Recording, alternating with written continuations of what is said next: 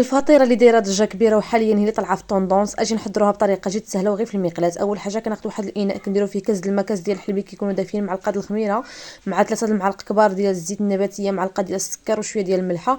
كنخلطوا مزيان وكنبداو كنضيفوا في الدقيق بالتدريج حتى كنحصلوا على العجينه كتكون طريه ولينه.